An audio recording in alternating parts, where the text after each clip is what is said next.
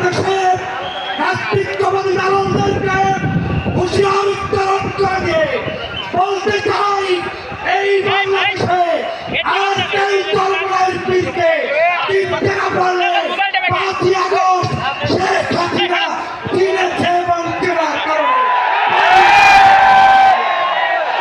অতএব এই দেশের ইসলামের বিরুদ্ধে ষড়যন্ত্রকারীরা হুঁশিয়ার হয়ে যাও। ইসলামী আন্দোলন বাংলাদেশ থাকবে, বাংলাদেশের কোন ইসলাম বিরোধী কর্মকাণ্ড চলতে দেওয়া যাবে না, যাবে না। এই বাংলাদেশ ইসলামের বাংলাদেশ, এই বাংলাদেশ কলেমার বাংলাদেশ।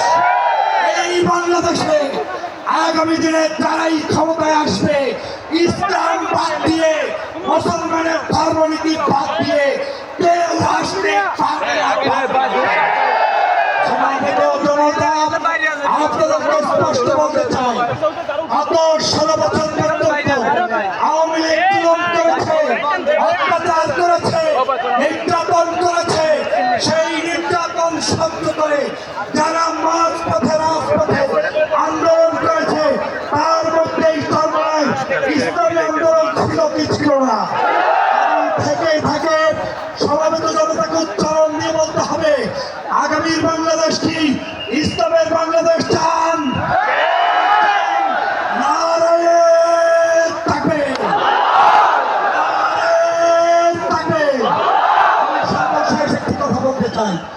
আমাদেরকে ঐক্যবদ্ধ থাকতে হবে বাংলাদেশ নির্মাণের জন্য। পীর সাহেব চরমনাই যেভাবে উদ্যোগ নিয়েছে, সে যে মাস্টারের হোক, যে তরিকার হোক, যে আন্দোলনের হোক, সবাই মিলে কাঁধে কাঁধ মিলিয়ে বাংলাদেশের আগামী নির্বাচনে ইসলামের সপক্ষের শক্তিকে ভোট দিয়ে কারা কারা নির্বাচিত করতে চান।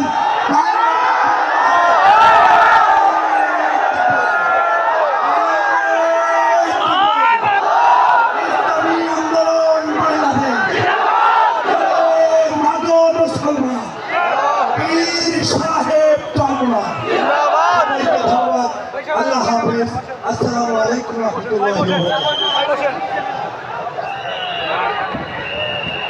অসংখ্য ধন্যবাদ ফয়জুল হক ভাইকে গুরুত্বপূর্ণ বক্তব্য পেশ করার জন্য। সমবেত অধিবাসী ভাই বন্ধুগণ, আমরা অত্যন্ত দুঃখের সাথে জানাচ্ছি আপনারা ইতিমধ্যে হয়তো